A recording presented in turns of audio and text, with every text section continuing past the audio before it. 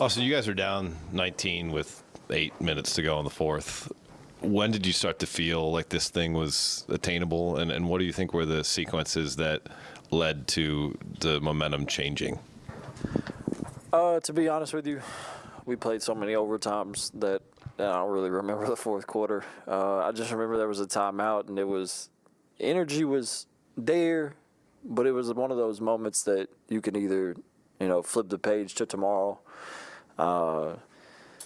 get ready for that game, or you can, go out and compete 110% and give yourself an opportunity, or, go at least,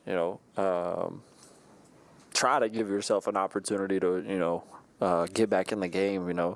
It doesn't always happen, but, we're always going to compete to try to do that. And after that timeout, we was just like, we got to play fast, get downhill, shoot threes. AD hit some, clutch threes. And, get stops and don't give them any second chance opportunities. Austin, you mentioned kind of that moment. In your mind, did you feel like at any dead ball, like you wouldn't have been surprised to see five guys at the scorer's table? Like, I mean, teams that are down 15, 16 in the fourth quarter, starters don't always close in those situations. I guess, what does that say about Darvin's trust in you guys? What does that say, I guess, about your guys' trust in yourselves? Yeah, I think at about the 9-minute mark, 10-minute mark, we called timeout. That's a little early to kind of throw in the towel. And like I said, the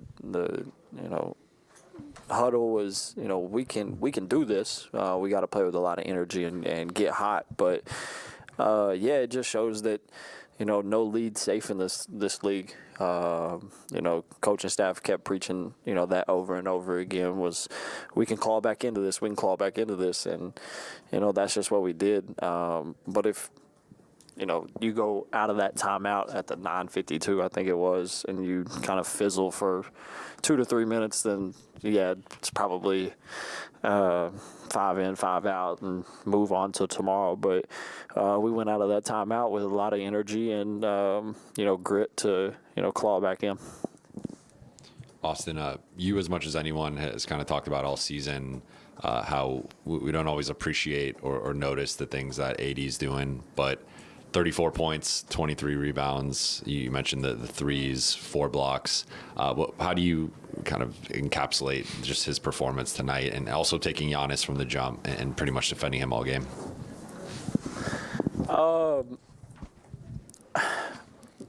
I don't know. I don't think there's a good way to, put in words just appreciation for what he did tonight.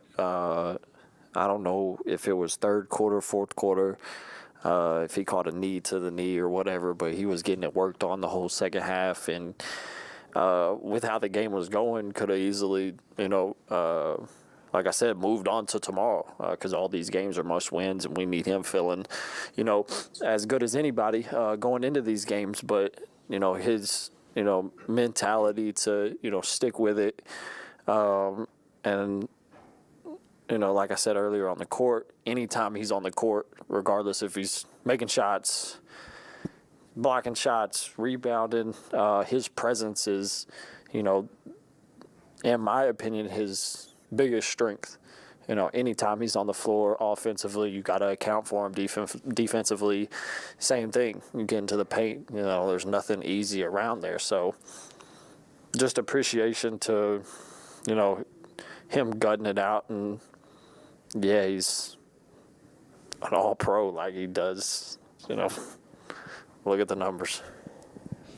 Austin, I believe the 48 minutes you played tonight are the most you've played in your professional and even your collegiate career. Just physically, how are you feeling right now, and where did the legs come from to hit that last shot to put you guys up 3 late in the second overtime? Yeah, like I said, earlier on the court, again, I felt better in a sense in those moments, because your adrenaline takes over. This is the stuff you dream about as a kid.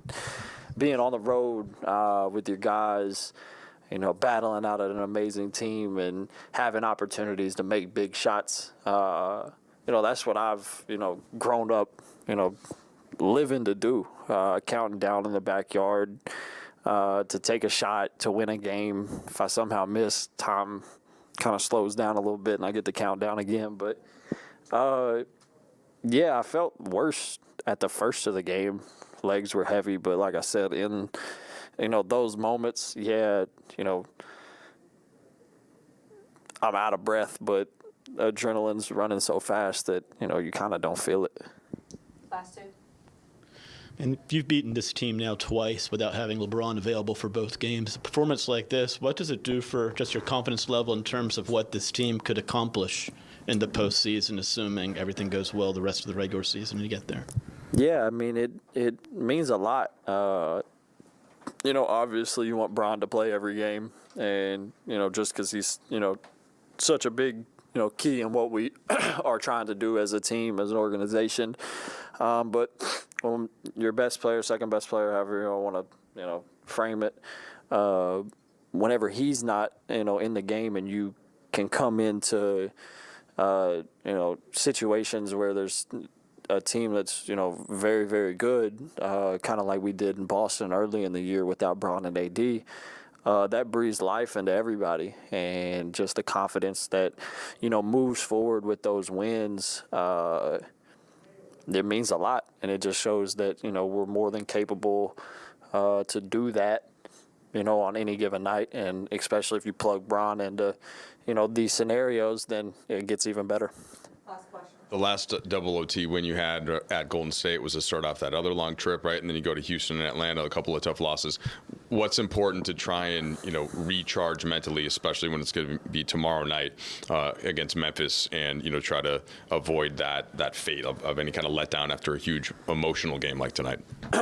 Yeah, don't do what we did on that road trip. You know, like I said, all these games are valuable to, you know, where we stand, you know, where we're trying to get, and, you know, we're trying to close the season out, you know, trending in the right direction. So whatever the scenario is, when it comes to playing game, whatever it is, then we feel really comfortable with where our game's at. And yeah, I don't know, we're going to go in tomorrow and we know it's not going to be easy, you know.